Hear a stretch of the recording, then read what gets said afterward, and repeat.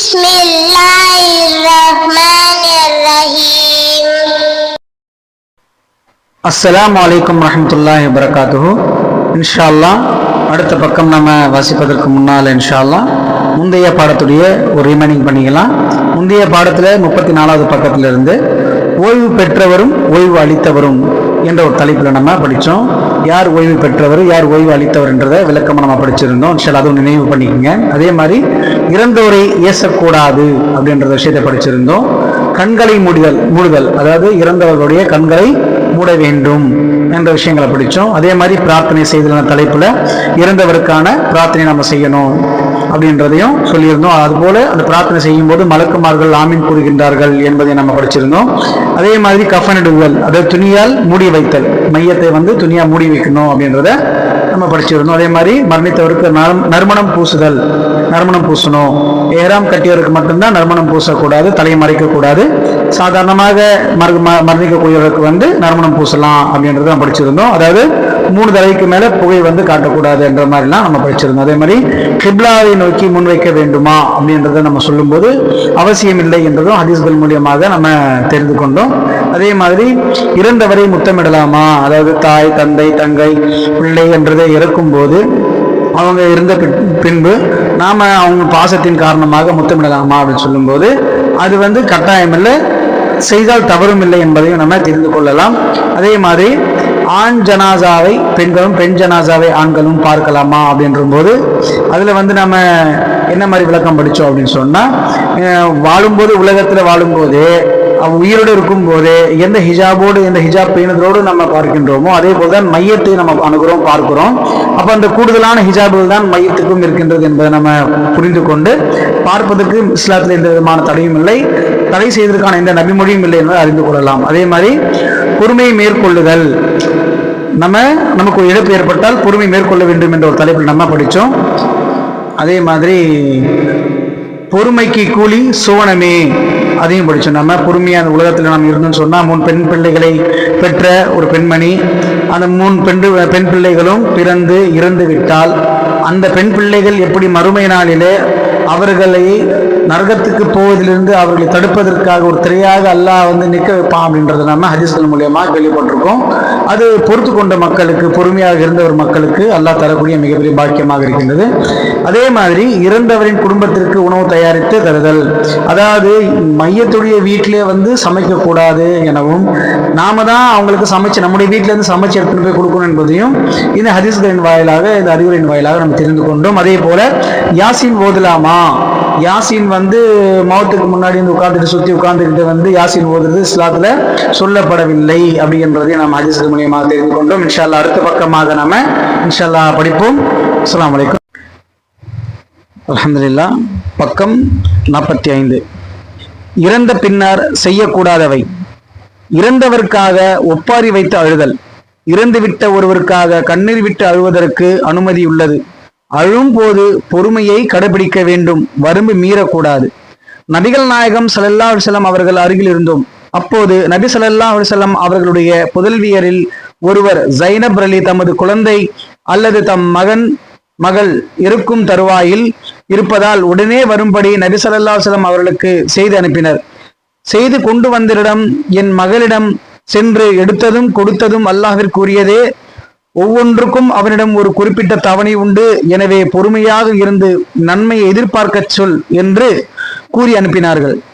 அவர் சென்று விட்டு திரும்பி தங்கள் மகள் அல்லாஹ்வின் மீது ஆணையிட்டு தாங்கள் கண்டிப்பாக வர வேண்டும் என கூறினார் என்றார். உடனே நபி ஸல்லல்லாஹு அலைஹி வஸல்லம் அவர்கள் எழுந்தார்கள். அவர்களுடன் சாத் பின் உபாதா, முஆத் பின் ஜபல் ரலி ஆகியோரும் சென்றனர். அவர்களுடன் நானும் சென்றேன். வீட்டுக்கு சென்ற பின் நபி ஸல்லல்லாஹு அலைஹி வஸல்லம் அவர்களிடம் சுவாசிக்க முடியாமல் மூச்சு திணறிக் கொண்டிருக்கும் குழந்தை கொடுக்கப்பட்டது. இற்றுப்போன பழைய தோல் பையில் இருப்பதை போன்று குழந்தையின் மார்பு ஏறி இறங்கிற்று. அப்போது நபி ஸல்லல்லாஹு அலைஹி வஸல்லம் அவர்களின் கண்கள் கண்ணீரை சொரிந்தன. சாத் பின் உபாதா ரலியல்லாஹு அன்ஹு அவர்கள், அல்லாஹ்வின் தூதரே, என்ன இது, ஏன் அழுகிறீர்கள் என்று கேட்டார்கள். அதற்கு நபி ஸல்லல்லாஹு அலைஹி வஸல்லம் அவர்கள், இது அல்லாஹ் தன் அடியார்களிடம் உள்ளங்களில் ஏற்படுத்திய இரக்க உணர்வாகும். நிச்சயமாக அல்லாஹ் தன் அடியார்களில் இரக்கமுடையோருக்கே இரக்கம் காட்டுகின்றான் என்றார்கள். இந்த ஹதீஸ் வந்து உசாமா பின் சயீத் ரலியல்லாஹு அன்ஹு அவர்கள் அறிவிக்கிறாங்க. நூல் முஸ்லிம் 1682வது ஹதீஸாக இடம்பெற்றிருக்கு. புகாரில் 1284வது ஹதீஸாக இடம்பெற்றிருக்கு. சாத் பின் உபாதா ரலியல்லாஹு அவர்கள் நோயுற்ற போது அவர்களை உடல்நலம் விசாரிப்பதற்காக அல்லாஹ்வின் தூதர் ஸல்லல்லாஹு அலைஹி வஸல்லம் அவர்கள் அபூதர் ரஹ்மான் பின் அவுஃப், சாத் பின் அபி வக்காஸ், அப்துல்லா பின் மசூத் ரலியல்லாஹு ஆகியோருடன் சென்றார்கள். வீட்டுக்குள் நுழைந்த போது சாத் பின் உபாதா அவர்களின் குடும்பத்தார் அவரை சூழ்ந்திருப்பதை கண்டதும் என்ன இருந்து விட்டாரா என்று கேட்டார்கள். அவர்கள் இல்லை அல்லாஹ்வின் தூதரே என்றனர். அல்லாஹ்வின் தூதர் ஸல்லல்லாஹு அலைஹி வஸல்லம் அவர்கள் அழகானார்கள். அவர்களின் அழுகையை கண்டு மக்களும் அழத் தொடங்கினார்கள். அதாவது இது இந்த ஹதீஸை கொண்டு நாம் என்ன புரிந்து கொள்ளணும், அழலாம், கண்ணீர் விட்டு அழகலாம் அப்படின்றத நாம் புரிந்து கொள்ளலாம். அதே மாதிரி இந்த ஹதீஸ் வந்து அப்துல்லா பின் உமர் ரலியல்லாஹு அன்ஹு அவர்கள் அறிவிக்கிறாங்க. நூல் முஸ்லிம் 1683வது ஹதீஸ். நாங்கள் நபி ஸல்லல்லாஹு அலைஹி வஸல்லம் அவர்களுடன் அவர்களுடைய குழந்தை இப்ராஹிம் வளர்ந்து வந்த அபு சைஃப் என்ற கொல்லரின் வீட்டிற்கு சென்றோம். அவர் இப்ராஹிமின் பால்குடி தாயருடைய கணவர் ஆவார். நபி ஸல்லல்லாஹு அலைஹி வஸல்லம் அவர்கள் இப்ராஹிமை தூக்கி முகர்ந்து முத்தமிட்டார்கள். மற்றொரு முறை நாங்கள் வீட்டினுள் நுழைந்தோம். அப்போது இப்ராஹிமின் உயிர் பிரிந்து கொண்டிருந்தது. நபி ஸல்லல்லாஹு அலைஹி வஸல்லம் அவர்களின் கண்கள் நீரை பொழியலாயின. இதை கண்ட அப்துல் ரஹ்மான் பின் அவுஃப் ரலி அவர்கள் அல்லாஹ்வின் தூதரே, தாங்களா அழுகிறீர்கள் என்று கேட்டார்கள். அதற்கு நபி ஸல்லல்லாஹு அலைஹி வஸல்லம் அவர்கள் ஆஃபின் புதல்வரே என்று கூறிவிட்டு தொடர்ந்து அழுதார்கள். பிறகு கண்கள் நீரை சொரிகின்றன, உள்ளம் வாடிக்கொண்டிருக்கின்றது. எனினும் இறைவன் விரும்பாத எந்த வார்த்தையும் நாங்கள் கூற மாட்டோம். இப்ராஹிமே, நிச்சயமாக நாங்கள் உனது பிரிவால் அதிக கவலைப்படுகின்றோம் என்றார்கள். இந்த ஹதீஸ் வந்து அனஸ் ரலியல்லாஹு அன்ஹு அவர்கள் அறிவிக்கிறாங்க. நூல் புகாரி 1303வது ஹதீஸாக இடம்பெற்றிருக்கு. அதாவது இங்க சொல்லி காட்டுறாங்க அல்லாஹ்வுடைய தூதர் ஸல்லல்லாஹு அலைஹி வஸல்லம் அவர்கள் எப்படிப்பட்ட ஒரு வார்த்தை சொல்லி காட்டுறாங்கன்னா, மனது வந்து ரொம்ப புண்பட்டிருக்கு, மனசு வாடிக்கொண்டிருக்கு, ஆனால் அல்லாஹ்வுக்கு பிடிக்காத எந்த வார்த்தையும் நாங்க கூற மாட்டோம் அப்படின்றத அல்லாஹ்வுடைய தூதர் ஸல்லல்லாஹு அலைஹி வஸல்லம் அவர்கள் சொல்லி காட்டுறாங்க. அதற்கு அடுத்தபடியாக வரக்கூடிய ஹதீஸ், எனது தந்தை கொல்லப்பட்டு கிடந்த போது நான் அவரது முகத்தின் மீதிருந்த துணியை அகற்றிவிட்டு அழுதேன். அப்போது அங்கிருந்தவர்கள் என்னை தடுத்தார்கள். ஆனால் நபி ஸல்லல்லாஹு அலைஹி வஸல்லம் அவர்கள் என்னை தடுக்கவில்லை. பிறகு எனது மாமி ஃபாத்திமா ரலியல்லாஹு அன்ஹா அவர்களும் அழ ஆரம்பித்து விட்டார்கள். அப்போது நீங்கள் அழுதாலும் அழாவிட்டாலும் நீங்கள் அவரை தூக்கும் வரை வானவர்கள் அவருக்காக தங்களின் இறக்கைகளால் தொடர்ந்து நிழல் கொடுத்து கொண்டிருக்கிறார்கள் என நபி ஸல்லல்லாஹு அலைஹி வஸல்லம் அவர்கள் கூறினார்கள். அறிவிப்பாளர் ஜாபிர் பின் அப்துல்லா ரலியல்லாஹு அன்ஹு அவர்கள். நூல் புகாரி 1244வது ஹதீஸ். கண்ணீர் விட்டு அழுவதற்கு இஸ்லாத்தில் அனுமதி உள்ளது. ஆனால் ஒப்பாரி வைப்பதற்கு அறவே அனுமதி இல்லை. ஒப்பாரி வைப்பது இணை வைப்புக்கு நிகரான குற்றம் என்று நபி ஸல்லல்லாஹு அலைஹி வஸல்லம் அவர்கள் எச்சரித்துள்ளார்கள். அடுத்த ஒரு பக்கம், பரம்பரையை குறை கூறுவதையும் இறந்தவருக்காக ஒப்பாரி வைப்பதையும் இறை மறுப்பின் குணங்களாகும். நபி ஸல்லல்லாஹு அலைஹி வஸல்லம் அவர்கள் கூறினார்கள், மக்களிடம் உள்ள இரு குணங்கள் இறை மறுப்பாகும். பரம்பரையை குறை கூறுவது இறந்தவருக்காக ஒப்பாரி வைப்பதாகும். இந்த ஹதீஸ் அபூ ஹுரைரா அவர்கள். நூல் முஸ்லிம் 121வது ஹதீஸ். 121வது ஹதீஸ். முஅத்தா போரில் ஸைத் பின் ஹாரிசா ரலியல்லாஹு அவர்கள், ஜாஃபர் பின் அபி தாலிப், அப்துல்லா பின் ரவாவா ரலி ஆகியோரை கொல்லப்பட்டு செய்தி வந்த போது அல்லாஹ்வின் தூதர் ஸல்லல்லாஹு அலைஹி வஸல்லம் அவர்கள் கவலை தோய்ந்த முகத்துடன் அமர்ந்திருந்தார்கள். நான் கதவெடுக்கில் கவனித்துக் கொண்டிருந்தேன். அப்போது ஒருவர் வந்து, அல்லாஹ்வின் தூதரே, ஜாஃபர் அலி அவர்கள் குடும்ப பெண்கள் ஒப்பாரி வைத்து அழுகின்றனர் என்று கூறினர். அல்லாஹ்வின் தூதர் ஸல்லல்லாஹு அலைஹி வஸல்லம் அவர்கள் அவ்வாறு அழுவதை தடுக்கும்படி கட்டளையிட்டார்கள். அவர் சென்று விட்டு திரும்பி வந்து அவர்கள் எனது சொல்லுக்கு கட்டுப்படவில்லை என்றனர். அல்லாஹ்வின் தூதர் ஸல்லல்லாஹு அலைஹி வஸல்லம் அவர்கள், நீர் சென்று அவர்களை தடுத்து நிறுத்துவீராக என 2வது முறையும் கட்டளையிட்டார்கள். அவர் சென்று விட்டு 3வது முறையாக வந்து, அல்லாஹ்வின் மீது ஆணையாக எம்மை அப்பெண்கள் மிகைத்து விட்டனர், அவர்களை எங்களால் அமைதிப்படுத்த முடியவில்லை அல்லாஹ்வின் தூதரே என்று கூறினார். அப்போது அல்லாஹ்வின் தூதர் ஸல்லல்லாஹு அலைஹி வஸல்லம் அவர்கள், நீர் சென்று அப்பெண்களின் வாயில் மண்ணை அள்ளி போடும் என கடிந்து கூறினார்கள் என நான் நினைக்கின்றேன். பின்னர் நான் அவரை நோக்கி, அல்லாஹ் உம்மீது மூக்கை மண்ணை கவ்வச் செய்வானாயாக, அல்லாஹ்வின் மீது ஆணையாக அல்லாஹ்வின் தூதர் ஸல்லல்லாஹு அலைஹி வஸல்லம் அவர்கள் உமக்கு கட்டளிட்டதையும் உம்மால் செய்ய முடியவில்லை, இன்னும் அவர்களை தொந்தரவு செய்வதையும் நீர் நிறுத்தவில்லை என்று கூறினார்கள். இந்த ஹதீஸ் ஆயிஷா ரலியல்லாஹு அன்ஹா அறிவிக்கிறாங்க. நூல் முஸ்லிம் 1701வது ஹதீஸா இருக்கு. அதாவது அல்லாஹ்வுடைய தூதர் அவர்கள் எந்த அளவுக்கு கனிந்தார்கள் என்றதை இந்த சஹாபி சொல்றாரு. அவங்களுடைய வாயில மண்ணை அள்ளி போடும் அளவிற்கு கனிந்தார்கள் என்றதை இந்த ஹதீஸ் நமக்கு சுட்டி காட்டுது. அதே மாதிரி அடுத்த ஹதீஸ், நபி ஸல்லல்லாஹு அலைஹி வஸல்லம் அவர்கள் கூறினார்கள், என் சமுதாயத்தினிடையே நிலவுகின்ற 4 நடைமுறைகள் அறியாமை கால வழக்கங்களாகும். பெரும்பாலான மக்கள் அவற்றை கைவிட மாட்டார்கள். அவை யாவன: குலப்பெருமை பாராட்டுவது, அடுத்தவரின் பாரம்பரியத்தை குறை கூறுவது, கிரகங்களால் மழை பொழியும் என எதிர்பார்த்து மற்றும் ஒப்பாரி வைத்து அழுவது. ஒப்பாரி வைக்கும் வழக்கமுடைய பெண் தான் இறப்பதற்கு முன் பாவ மன்னிப்பு கோரி அதிலிருந்து மீளாவிட்டால் மறுமை நாளில் தாராளான நீலங்கியும் சொரிசரங்கு சட்டையும் அணிந்தவளாக அவள் நிறுத்தப்படுவாள். இந்த ஹதீஸ் அபு மாலிக் காபின் ஆசிம் என்றவர் அறிவிக்கிறார். அல் ஹஷரி ரயிலா அறிவிக்கிறாங்க. நூல் முஸ்லிம் 1700வது ஹதீஸாக இடம்பெற்றிருக்கு. ஒப்பாரி வைக்கக்கூடாது என நபி ஸல்லல்லாஹு அலைஹி வஸல்லம் அவர்கள் பெண்ணிடத்தில் உறுதிமொழி எடுத்தார்கள்.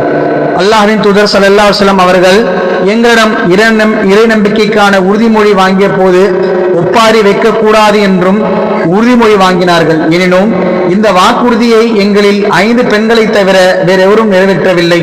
அப்பெண்கள் உம்மு சுலைம் ரலியல்லாஹு அன்ஹா அவர்கள், உம்முல் ஆலா ரலியல்லாஹு அன்ஹா அவர்கள், முஆத் ரலியல்லாஹு அவர்களின் துணைவியான அபு சஃப்ராவின் மகள் அல்லது அபு சஃப்ராவின் மகள் மற்றும் முஆத் ரலியல்லாஹு அவர்களின் துணைவி.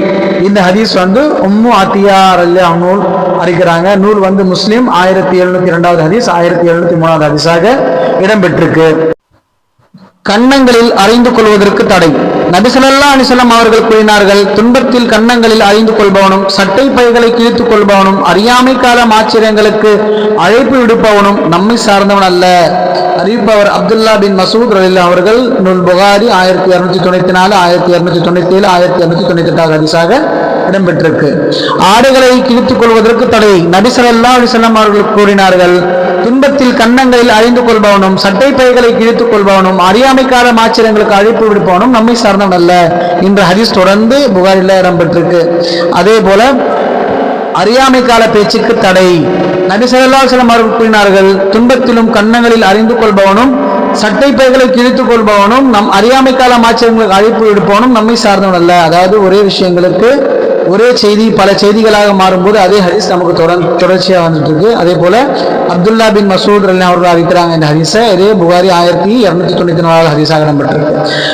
நாங்கள் நபி ஸல்லல்லாஹு அலைஹி வஸல்லம் அவர்களுடன் அவருடைய குழந்தை இப்ராஹிமின் வளர்ந்து வந்த அபு சைப் என்ற கொள்ளரின் வீட்டுக்கு சென்றோம். அவர் இப்ராஹிமின் பால்குடிய தாயாருடைய கணவர் ஆவார். நபி ஸல்லல்லாஹு அலைஹி வஸல்லம் அவர்கள் இப்ராஹிமை தூக்கி முத்தமிட்டார்கள்.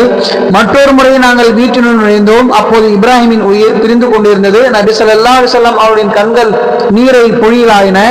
இதை கண்ட அப்துர் ரஹ்மான் பின் அவுஃப் ரலியல்லாஹு அவர்கள், அல்லாஹ்வின் தூதரே, தாங்களா அழுகிறீர்கள் என்று கேட்டார்கள். அதற்கு நபி ஸல்லல்லாஹு அலைஹி வஸல்லம் அவர்கள், அவுஃபின் புதல்வரே என்று கூறிவிட்டு தொடர்ந்து அழுதார்கள். பிறகு கண்கள் நீரை சுரிகின்றன, உள்ளம் வாடிக்கொண்டிருக்கிறது. எனினும் இறைவன் விரும்பாத எந்த வார்த்தையும் நாங்கள் கூற மாட்டோம். இப்ராஹிமே, நிச்சயமாக நாங்கள் உனது பிரிவால் அதிக கவலைப்படுகிறோம் என்றார்கள். இவ்வளவுதான் அல்லாஹ்வுடைய சாசமார்கள் சொன்ன வார்த்தை.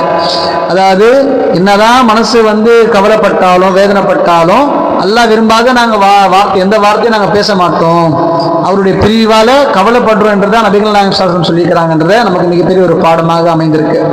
இந்த ஹதீஸ் அனஸ் ரலியல்லாஹு அன்ஹு அறிவிக்கிறாங்க. நூல் புகாரி 1303வது ஹதீஸாக இடம்பெற்றிருக்கு. மொட்டை அடித்துக் கொள்வது தடை. இஸ்லாத்தில் பொதுவாக மொட்டை அடிப்பதற்கு அனுமதி உண்டு. ஆனால் மரணத்திற்கு அடையாளமாக மொட்டை அடிப்பதற்கு அனுமதி இல்லை. என் தந்தை அபு மூசா ரலியல்லாஹு அவர்கள் கடுமையான மரண வேதனையினால் மயக்கமடைந்து விட்டார். அவரது தலை அவருடைய மனைவியின் மடியில் இருந்தது. தம் மனைவியின் எந்த பேச்சுக்கும் அவரால் பதில் சொல்ல முடியவில்லை. பின்பு மயக்கம் தெளிந்த போது நபி ஸல்லல்லாஹு அலைஹி வஸல்லம் அவர்கள் துன்பத்தின் போது அதிகம் சத்தமிட்டு அழும் பெண்ணை விட்டும், மொட்டையடித்துக் கொள்ளும் பெண்ணை விட்டும், ஆடைகளை கிழித்துக் கொள்ளும் பெண்ணை விட்டும் தமது பொறுப்பை விலக்கிக் கொள்வதாக அறிவித்தார்கள். எவரிடமிருந்து நபி ஸல்லல்லாஹு அலைஹி வஸல்லம் அவர்கள் தமது பொறுப்பை விலக்கிக் கொண்டார்களோ அவரிடமிருந்து நானும் பொறுப்பை விலக்கிக் கொள்கின்றேன் என்று கூறினார்கள். அதாவது அபு மூசா ரலியல்லாஹு அவர்கள் மரண தருவாயில கூட அல்லாஹ்வுடைய தூதர் அவர்கள் எந்தெந்த பெண்களுக்கு பொறுப்பை விலக்கி கொண்டார்களோ நானும் அப்படிப்பட்ட ஒரு பொறுப்பை நான் விலக்கிக் கொள்கின்றேன் என்பதை தன்னுடைய குடும்பத்தாருக்கே சொல்லும் அளவிற்கு சஹாபாக்கள் இருந்திருக்கிறாங்க. இது நமக்கு மிகப்பெரிய ஒரு பாடமாக அமைந்திருக்கின்றது. இந்த ஹதீஸ் அபு புர்தா பின் அபி மூசா ரஹ்மத்துல்லாஹி அறிவிக்கிறாங்க. நூல் புகாரி 1296 ஹதீஸாக இடம்பெற்றிருக்கு. இறந்த செய்தியை பிறருக்கு அறிவிக்கலாமா? நபி ஸல்லல்லாஹு அலைஹி வஸல்லம் அவர்கள் நஜ்ஜாசி மன்னர் இறந்து அன்று அவரது மரண செய்தியை மக்களுக்கு அறிவித்தார்கள். பிறகு தொழுமிடத்திற்கு மக்களை வரிசைப்படுத்தி நிற்க வைத்து 4 தக்பீர்கள் கூறி ஜனாசா தொழுகை நடத்தினார்கள். இந்த ஹதீஸ் அபூ ஹுரைரா ரலியல்லாஹு அவர்கள் அறிவிக்கிறாங்க. நூல் புகாரி 1245 ஹதீஸாக இடம்பெற்றிருக்கு. அடுத்த ஹதீஸ், ஜாஃபர் அலி அவர்களும் ஸைத் பின் ஹாரிசா அலி அவர்களும் மோத்தா போர்க்களத்தில் கொல்லப்பட்டுவிட்ட செய்தியை மதீனாவுக்கு வருவதற்கு முன்பே அதை நபி ஸல்லல்லாஹு அலைஹி வஸல்லம் அவர்கள் இறை அறிவிப்பின் வாயிலாக அறிந்து மக்களுக்கு அறிவித்தார்கள். அப்போது அவர்களின் கண்கள் இரண்டும் கண்ணீரை சொரிந்து கொண்டிருந்தன. அறிவிப்பாளர் அனஸ் பின் மாலிக் ரலியல்லாஹு அவர்கள் நூல் புகாரி 3630 ஹதீஸாக இடம்பெற்றிருக்கு. முஅத்தா போரில் ஸைத் அலி கொடியை பற்றியிருந்தார். அவர் கொல்லப்பட்டதும் அதை ஜாஃபர் ரலியல்லாஹு அவர்கள் பற்றியிருந்தார். அவர் கொல்லப்பட்டதும் அதை அப்துல்லா பின் ரவாவா ரலியல்லாஹு அவர்கள் பற்றினார். பிறகு அவரும் கொல்லப்பட்டு விட்டார் என்று நபி ஸல்லல்லாஹு அலைஹி வஸல்லம் அவர்கள் கூறிக்கொண்டிருந்த போது அவர்களது இரு கண்களில் இருந்து கண்ணீர் வழிந்து பிறகு ஏற்கனவே நியமிக்கப்பட்டிருந்த ஹாலித் பின் வலீத் ரலியல்லாஹு அவர்கள் அக்கொடியை பற்றினர். அவருக்கு வெற்றி கிடைத்து விட்டது என்றும் கூறினார்கள். இந்த ஹதீஸ் அனஸ் ரலியல்லாஹு அன்ஹு அவர்கள் அறிவிக்கிறாங்க. நூல் புகாரி 1246 ஹதீஸாக இடம்பெற்றிருக்கு. முஅத்தா போரின் போது அல்லாஹ்வின் தூதர் ஸல்லல்லாஹு அலைஹி வஸல்லம் அவர்கள் படை தளபதிகளை அனுப்பி வைக்கும் போது, உங்களுக்கு ஸைத் பின் ஹாரிசா தளபதி ஆவார், அவர் கொல்லப்பட்டு விட்டால் அடுத்த தளபதி ஜாஃபிர் பின் அபி தாலிப் ஆவார், அவர் கொல்லப்பட்டு விட்டால் அடுத்த தளபதி அப்துல்லா பின் ரஹாவா ஆவார், அவர் அன்சாரி என்று கட்டளையிட்டார்கள். உடனே ஜாபிர் ரலியல்லாஹு அவர்கள் பாய்ந்து அல்லாஹ்வின் தூதரே, எனது தாயும் எனது தந்தையும் தாங்களுக்கு அர்ப்பணமாகட்டும். நீங்கள் ஸைத் ரலியல்லாஹு அவர்களை எனக்கு தளபதியாக நியமிப்பதால் ஐயப்பாடு கொண்டது இல்லை என்று சொன்னார்கள். அதற்கு நபி ஸல்லல்லாஹு அலைஹி வஸல்லம் அவர்கள் அவரது தலைமையேற்று செயல்படு, ஏனெனில் இம்மூவரில் யார் சிறந்தவர் என்று உமக்கு தெரியாது என்று சொன்னார்கள். அவர்கள் போருக்கு சென்று அல்லாஹ் நாடிய நாட்கள் அவர்கள் போரில் ஈடுபட்டிருந்தார்கள்.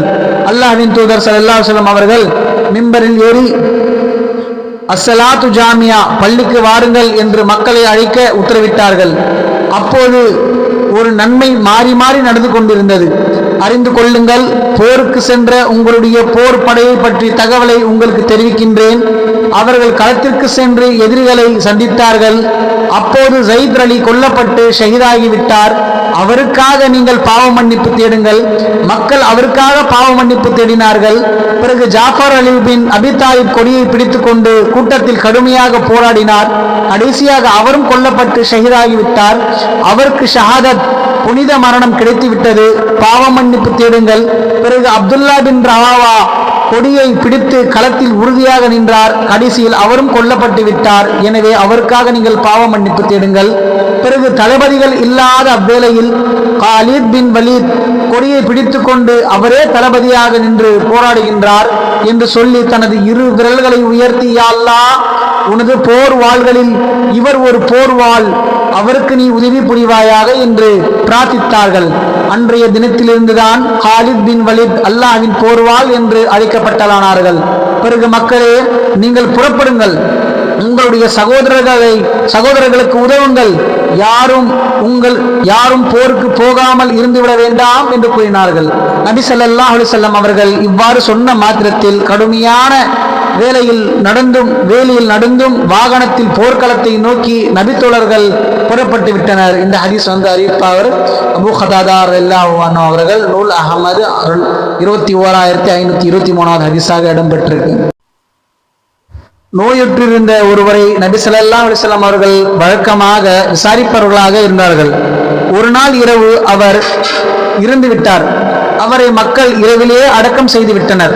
மறுநாள் காலையில் நபி ஸல்லல்லாஹு அலைஹி வஸல்லம் அவர்களுக்கு இச்செய்தியை மக்கள் தெரிவித்ததும், இதை அப்போதே எனக்கு நீங்கள் அறிவிக்காததன் காரணம் என்ன என கேட்டார்கள். அதற்கு மக்கள் கடுமையாக கடுமையான இருள் சூழ்ந்த இரவு நேரமாக இருந்ததால் உங்களுக்கு சிரமம் கொடுக்க நாங்கள் விரும்பவில்லை என்றனர். உடனே நபி ஸல்லல்லாஹு அலைஹி வஸல்லம் அவர்கள் அவரது அடக்கத்தலத்திற்கு சென்று ஜனாசா தொழுகையை தொழுவித்தார்கள். இந்த ஹதீஸ் இப்னு அப்பாஸ் ரலியல்லாஹு அன்ஹு அவர்கள் அறிவிக்கிறாங்க. நூல் புகாரி 1247வது ஹதீஸாக இடம்பெற்றிருக்கு. மேற்கண்ட ஹதீஸ்களில் அடிப்படையில் மரண செய்தியை அறிவிப்பதில் தவறில்லை என்பதையும் விளங்கலாம். இதற்கு மாற்றமாக மரண அறிவிப்பை அறிவிக்க கூடாது என்று சில செய்திகள் உள்ளன. ஆனால் இவைகள் அனைத்தும் பலவீனமான செய்திகளாகும். மரண அறிவிப்பு செய்தியை உங்களுக்கு செய்வதை எச்சரிக்கின்றேன். மரண அறிவிப்பு செய்வது அறியாமை கால வழக்கமாகும். இந்த செய்தியும் பலவீனமான செய்தியா இருக்கு. இந்த ஹதீஸின் தொடரில் அபு ஹம்சா மைமுன் அல் அஃபார் என்பவர் இடம்பெற்றுள்ளார். ஹதீஸ்கலை அறிஞர்களிடம் இவர் வலுவானவர் கிடையாது, எனவே இந்த ஹதீஸ் பலவீனமானதாகும் என்று சொல்றாங்க. நான் இதே மாதிரி இன்னொரு ஹதீஸ் வருது. நான் மரணித்து விட்டால் என்னை பற்றி அறிவிப்பு செய்யாதீர்கள், ஏனெனில் மரண அறிவிப்பு செய்வதில் இது சேருமோ என்று நான் பயப்படுகின்றேன் என்ற ஒரு ஹதீஸ் இடம்பெற்றிருக்கு. இது உபைதா ரலியல்லாஹு அறிக்கிறாங்க. நூல் திருமதி 907வது ஹதீஸாக இருக்கு. இந்த ஹதீஸ் அறிவிப்பாளர் வரிசையிலே இடம்பெறும் பிலால் என்பவர் உபைதா ரலியல்லாஹு அவரிடமிருந்து எதையும் செவியூற்றதில்லை. எனவே இந்த ஹதீஸ் முர்சல் வகை சார்ந்த பலவீனமான செய்தியாகும் என்று சொல்றாங்க. அதாவது நமக்கு நம்முடைய ஆலிமுலமாக்கள், எம்ஐசி படித்த பட்டதாரிகள், ஆலிமுலமாக்கள்லாம் நமக்கு சரியான நேரத்தில் சரியான ஹதீஸ்கள், பலவீனமான ஹதீஸ்கள்லாம் பிரித்து கொடுத்துருக்காங்க. எது நமக்கு நபி மொழிக்கு ஆதாரமான ஹதீஸ்கள் இருக்கின்றதோ அந்த ஹதீஸ்கள் நம்ம எடுத்து நம்முடைய வாழ்க்கையில பின்பற்றக்கூடிய மக்களாக இருப்போம். குளிப்பாட்டுதல் மற்றும் கஃனிடுதல். ஒருவர் இறந்துவிட்டால் அவருக்கு செய்ய வேண்டிய சில கடமைகளை இஸ்லாம் வலியுறுத்தியுள்ளது. அதில் இறந்தவரை குளிப்பாட்டி தூய்மையாவதும் முக்கியமானதாகும். அவற்றின் முழுமையான முறை காண்போம். ஆடைகளை களைதல். இறந்தவரின் உடலை குளிப்பாட்டும் போது அவர் அணிந்திருந்த ஆடையுடனே குளிப்பாட்டினாலும் தவறில்லை, அல்லது அவருடைய ஆடைகளை களைந்துவிட்டு குளிப்பாட்டினாலும் தவறில்லை. நபி ஸல்லல்லாஹு அலைஹி வஸல்லம் அவர்கள் இறந்த பின் அவர்களை குளிப்பாட்ட முடிவு செய்தனர். மற்றவர்களின் ஆடை களைந்துவிட்டு குளிப்பாட்டுவது போல் நபி ஸல்லல்லாஹு அலைஹி வஸல்லம் அவர்களை குளிப்பாட்டுவதா அல்லது அவர்கள் அணிந்திருந்த ஆடையுடனே குளிப்பாட்டுவதா என்பது தெரியவில்லை என்று பேசிக்கொண்டனர். அவர்கள் இதில் கருத்து வேறுபாடு கொண்ட போது அல்லாஹ் அவர்களுக்கு தூக்கத்தை ஏற்படுத்தினான். நபி ஸல்லல்லாஹு அலைஹி வஸல்லம் அவர்கள் அணிந்துள்ள ஆடையுடனே குளிப்பாட்டுங்கள் என்று வீட்டில் மூலையிலிருந்து ஒருவர் கூறினார். அவர் யாரென்று நமக்கு தெரியவில்லை. அதன்படி அவர்கள் அணிந்திருந்த ஆடையின் மேலே தண்ணீரை ஊற்றி அதன் மேல் தேய்த்து கழுவினார்கள். இந்த ஹதீஸ் ஆயிஷா ரலியல்லாஹு அன்ஹா அவர்கள் சொல்றாங்க. நூல் அபுதாவுத் 2733வது ஹதீஸாக இடம்பெற்றிருக்கு. சட்டை, பேண்ட், பனியன், உள்ளாடை, சுடிதார் போன்ற ஆடைகளுடனே குளிப்பாட்டுவதற்கு சிரமம். ஆகையால் ஆடைகளை களைந்துவிட்டு அவரது மறைவிடம் தெரியாத வகையில் மேலே ஒரு ஆடையை போட்டுக்கொண்டு குளிப்பாட்டலாம். மற்றவர்கள் ஆடைகளை களைந்துவிட்டு குளிப்பாட்டுவது போல் நபி ஸல்லல்லாஹு அலைஹி வஸல்லம் அவர்களை குளிப்பாட்டுவதா? ஹதீஸில் வரக்கூடிய வாசகத்தை கவனித்தால் அணிந்திருந்த ஆடையை களைத்துவிட்டு நபி ஸல்லல்லாஹு அலைஹி வஸல்லம் அவர்கள் காலத்தில் குளிப்பாட்டி உள்ளார்கள் என்று அறியலாம். ஆண்கள் பெண்களையும், பெண்கள் ஆண்களையும் குளிப்பாட்டலாமா? ஒரு ஆண் மற்றொரு ஆணுடைய மறு உறுப்பை பார்க்க வேண்டாம். ஒரு பெண் மற்றொரு பெண்ணுடைய மறு உறுப்பை பார்க்க வேண்டாம். ஒரு ஆண் மற்றொரு ஆணுடன் ஒரு ஆடைக்குள் படுக்க வேண்டாம். ஒரு பெண் மற்றொரு பெண்ணுடன் ஒரு ஆடைக்குள் படுக்க வேண்டாம் என்று நபி ஸல்லல்லாஹு அலைஹி வஸல்லம் அருள் கூறினார்கள். இந்த ஹதீஸ் அபூ சயீத் அல் குத்ரி ரலியல்லாஹு அன்ஹு அவர்கள் அறிவிக்கிறாங்க. நூல் முஸ்லிம் 565வது ஹதீஸா இருக்கு. ஆனால் இந்த சட்டம் கணவன் மனைவிக்கு பொருந்தாது. வெட்கத்தலங்களை பொறுத்தவரை உயிரோடு இருக்கும் போது என்ன சட்டமோ அதே தான் இறந்த பிறகும் சட்டமாகும். பொதுவாக ஆண்களின் வெட்கத்தலங்களை பெண்களும், பெண்களின் வெட்கத்தலங்களை ஆண்களும் பார்ப்பதற்கு தடை. மையத்தை குளிப்பாட்டும் போது இதுபோல் பார்க்க வேண்டிய சூழ்நிலை ஏற்படும் என்பதால் ஆண் மையத்தை ஆண்களும், பெண் மையத்தை பெண்களும் குளிப்பாட வேண்டும். கணவன் மனைவி விஷயத்தில் மட்டும் இது விதிவிலக்காகும். கணவன் இறந்துவிட்டால் மனைவியோ அல்லது மனைவி இறந்துவிட்டால் கணவனோ விரும்பினால் குளிப்பாட்டலாம். வலப்புறத்திலிருந்து ஆரம்பித்தல்.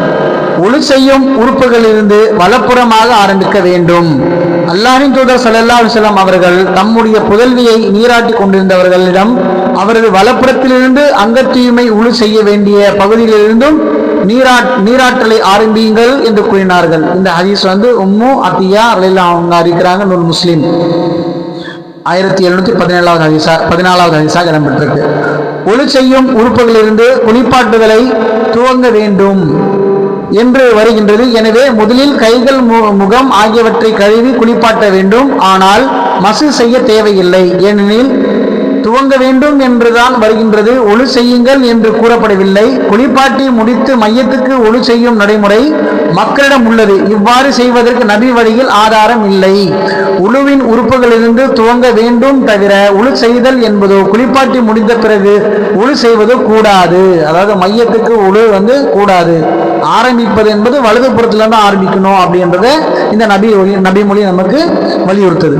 அடுத்தபடியாக ஒற்றைப்படையில் குளிப்பாட்டுதல். நபி ஸல்லல்லாஹு அலைஹி வஸல்லம் அவர்கள் தமது புதல்வி இறந்துவிட்ட போது எங்களிடம் வந்து அவரை இலந்தையிலை கலந்த நீரால் 3 அல்லது 5 தேவையான கருதினால் அதற்கு அதிகமான தடவைகள் நீராட்டுங்கள் அப்படின்னு சொல்லிக்கிறாங்க. இந்த ஹதீஸ் உம்மு ஆத்தியா ரலியல்லாஹு அன்ஹா அறிவிக்கிறாங்க. நூல் புகாரி 1253 ஹதீஸ், 1254 ஹதீஸ், முஸ்லிம்ல 1707 ஹதீஸாக இடம்பெற்றிருக்கு. மையத்தை குளிப்பாட்டும் போது குறைந்தபட்சம் 3 தடவையிலிருந்து தொடங்கி சுத்தமாகும் வரை தண்ணீர் ஊற்றி குளிப்பாட்ட வேண்டும் என்பதையும் ஒற்றைப்படையான எண்ணிக்கையில் தண்ணீர் ஊற்ற வேண்டும் என்பதையும் அறியலாம். இலந்தை இலையை கலந்து குளிப்பாட்டுதல். இறந்தவரை குளிப்பாட்டும் போது இலந்தை இலை கலந்த நீரால் குளிப்பாட்ட வேண்டும். நபி ஸல்லல்லாஹு அலைஹி வஸல்லம் அவர்கள் தமது புதல்வி இறந்து விட்ட போது எங்களிடம் வந்து அவரை இலந்தை இலை கலந்த நீரால் 3 அல்லது 5 தேவையான கருதினால் அதற்கு அதிகமாக தடவை நீராட்டுங்கள் என்ற ஹதீஸ் நான் மேலே படித்த ஹதீஸ் தான் அந்த கீழே இடம்பெற்றிருக்கு. அதே ஹதீஸ் முஸ்லீம்ல 1707 ஹதீஸாக இடம்பெற்றிருக்கு. இறந்தவரின் உடல் நன்கு தூய்மையாக வேண்டும் என்பதற்காக சோப் போன்றவற்றை பயன்படுத்துவதற்கு இதை ஆதாரமாக நாம் எடுத்துக்கொள்ளலாம். கடைசியில் கற்பூரம் கலந்து குளிப்பாட்டுதல். இறந்தவரை குளிப்பாட்டும் போது கடைசியில் கற்பூரம் கலந்து நீரால் குளிப்பாட்ட வேண்டும். அல்லாஹ்வின் தூதர் ஸல்லல்லாஹு அலைஹி வஸல்லம் அவர்களுடைய புதல்வியாக ஸைனப் ரலி அவர்களும் இறந்த போது அவரை 3 முறை அல்லது 5 முறை ஒற்றை எண்ணிக்கையில் நீராட்டுங்கள். 5வது முறையில் கற்பூரத்தை அல்லது சிறிது கற்பூரத்தை சேர்த்துக் கொள்ளுங்கள். நீராட்டி முடிந்ததும் எனக்கு தெரிவிங்கள் என்று எங்களிடம் அல்லாஹ்வின் தூதர் ஸல்லல்லாஹு அலைஹி வஸல்லம் அவர்கள் கூறினார்கள். நாங்கள் அவ்வாறு செய்து முடித்ததும் அவர்களுக்கு அது பற்றி அறிவித்தோம். அவர்கள் தமது கீழாடை எங்களிடம் தந்து இதை அவருக்கு போர்த்துங்கள் என்று கூறினார்கள். இந்த ஹதீஸ் உம்மு ஆத்தியா ரலியல்லாஹு அன்ஹா அவர்கள் அறிவிக்கிறாங்க. நூல் முஸ்லிம் 1711 ஹதீஸா இருக்கு, 1707 ஹதீஸாக இடம்பெற்றிருக்கு. இறுதியில் வாசனை பொருள் ஏதேனும் பயன்படுத்தி கழுவ வேண்டும். சோப்பு மற்றும் நறுமண பொருட்களை இதற்காக பயன்படுத்தலாம் என்பதை இந்த நபி மொழியிலிருந்து நாம் அறிந்து கொள்ளலாம். பெண்களை குளிப்பாட்டும் போது சடைகளை அவிழ்த்தல். நபி ஸல்லல்லாஹு அலைஹி வஸல்லம் அவர்களின் மகளின் சடலத்திற்கு தலைமுடியில் பெண்கள் 3 சடைகளை பின்னியிருந்தார்கள். பிறகு அவற்றை பிரித்து கழுவி விட்டு பிறகு மீண்டும் 3 சடைகள் பின்னினார்கள். இந்த ஹதீஸ் உம்மு ஆத்தியா தான் அறிவிக்கிறாங்க, அறிவிக்கிறாங்க. புகாரி 1260 ஹதீஸ், 1259 ஹதீஸாக இடம்பெற்றிருக்கு. பெண் சடலத்தின் முடி அதன் பின்புறம் தொங்கவிடப்படுதல். நபி ஸல்லல்லாஹு அலைஹி வஸல்லம் அவர்களின் மகளில் ஒருவர் இறந்து விட்டதும் நபி ஸல்லல்லாஹு அலைஹி வஸல்லம் அவர்கள் எங்களிடம் வந்து சடலத்தை இலந்தை இலை கலந்த நீரால் 3 அல்லது 5 அல்லது நீங்கள் தேவையான கருதினால் அதற்கும் அதிகமாக ஒற்றைப்படையாக நீராட்டுங்கள். கடைசியில் சிறிது கற்பூரத்தை சேர்த்து கொள்ளுங்கள். நீராட்டி முடிந்ததும் எனக்கு தெரிவிங்கள் என கூறினார்கள். நீராட்டி முடிந்ததும் தெரிவிக்கப்பட்டது. தமது கீழாடையை சடலத்தின் சுற்றுவதற்கு தந்தார்கள். மேலும் நாங்கள் சடலத்தின் முடியை 3 சடைகளை பின்னி அதை மையத்தின் முதுகுப்புறமாக போட்டுவிட்டோம். இந்த ஹதீஸும் உம்மு ஆத்தியா ரலியல்லாஹு அன்ஹா அவர்கள் அறிவிக்கிறாங்க. புகாரி 1263 ஹதீஸ், 1262 ஹதீஸாக இடம்பெற்றிருக்கு. நபி ஸல்லல்லாஹு அலைஹி வஸல்லம் அவர்களின் உத்தரவின் பேரில் தான் இவ்வாறு உம்மு ஆத்தியா ரலியல்லாஹு அன்ஹா அவர்கள் தலைமுடியை சடையாக போட்டார்களா அல்லது உம்மு ஆத்தியா தன் சொந்த அபிப்பிராயத்தின்படி செய்தார்களா என்று சந்தேகம் நமக்கு வரலாம். அவரின் தன் மகளின் தலைமுடியை 3 சடைகளாக முடித்து விடுங்கள் என்று நபி ஸல்லல்லாஹு அலைஹி வஸல்லம் அவர்கள் பெண்களுக்கு உத்தரவிட்டதாக சரியான அறிவிப்பாளர் வரிசையுடன் இப்னு ஹிஃபானில் பதிவாகி உள்ளது. எனவே இந்த அடிப்படையில் பெண் மையத்தை குளிப்பாட்டும் போது அதற்கு சடை பின்னப்பட்டிருந்ததால் அதை அவிழ்த்து விட்டு குளிப்பாட்ட வேண்டும். குளிப்பாட்டிய பிறகு தலைமுடியை விரித்த நிலையில் போடாமல் சடை போட்டுவிட வேண்டும் என்பது தெளிவாகின்றது. பொதுவாக குளிப்பாட்டுதல் என்பது ஒரு தடவை செய்ததாகத்தான் ஹதீஸ்களில் காணப்படுகின்றது. இறந்தவுடன் கசப்பு மாற்றுதல் என்ற பெயரில் ஒரு தடவை குளிப்பாட்டும் வழக்கம் மக்களிடம் உள்ளது. மனிதன் இறந்த பிறகு அவனது உடலில் உள்ள அசுத்தங்கள் வெளியேறி கொண்டிருக்கும். அதை கருத்தில் கொண்டு மையத்தை ஒரு முறை அல்லது தேவைக்கேற்ப அதற்கு அதிகமாக குளிப்பாட்டுவதில் தவறில்லை. ஒரு தடவை குளிப்பாட்டுவது அவசியமாகும். சுத்தம் கருதி இரண்டாவது தடவை குளிப்பாட்டலாம் என்றாலும் கண்டிப்பாக செய்தாக வேண்டும் என்று கூறுவதற்கு மார்க்கத்தில் ஆதாரமில்லை. இதேபோல் இறந்தவுடன் மையத்தின் தலையிலும் கால்களிலும் துணியால் கட்டி வைக்கும் பழக்கமும் உள்ளது. மையத்தின் முகம் மற்றும் உடல் விகாரமாக ஆகிவிடக் கூடாது என்பதற்காக இவ்வாறு செய்வதில் தவறேதும் இல்லை. இன்ஷா அல்லாஹ் நாம இது வரைக்கும் அல்லாஹ்வுடைய கிருபையினால பேஜ் 60 வரைக்கும் நம்ம படிச்சிருக்கோம். இன்ஷா அல்லாஹ் அடுத்த வீடியோவில் நம்முடைய அடுத்த பக்கத்தை நம்ம தொடரலாம். இது நம்ம இன்ஷா அல்லாஹ் கேட்டோமோ அதை மனதில் நம்ம நினைவைத்து கொண்டு நாம் இது போன்ற நன்மையான காரியங்களில் ஈடுபட்டு நபி வழியை முழுவதுமாக பின்பற்றக்கூடிய மக்களாக அல்லாஹ் நம் அனைவரும் ஆக்கி அருள்புரிவானாக. இன்ஷா அல்லாஹ் மறக்காமல் நமது சேனலை சப்ஸ்கிரைப் பண்ணுங்க, பிற மக்களுக்கும் எத்தி வைங்க, ஷேர் செய்யுங்க, லைக் செய்யுங்க. அஸ்ஸலாமு அலைக்கும் வரஹ்மத்துல்லாஹி வபரகாத்துஹு.